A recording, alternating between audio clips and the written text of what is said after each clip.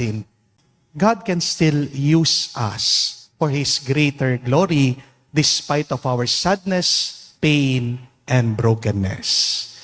Huwag niyong kalimutan na kahit na ang sirang Crayola o pangulay ay pwede pa rin mangulay.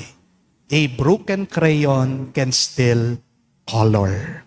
So your life, no matter how bad it is, God can still use it to create something good, beautiful, and wonderful.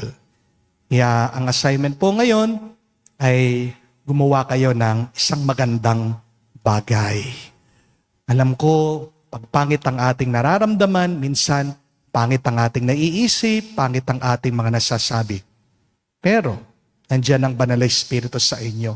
Choose to create something beautiful today despite of your ugly feeling or experience. Ano po yung maganda na pwede mong magawa ngayon?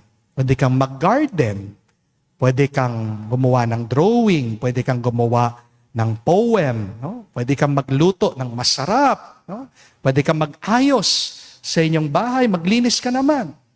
So, please create something beautiful today in the midst of your ugly experience. You can do it.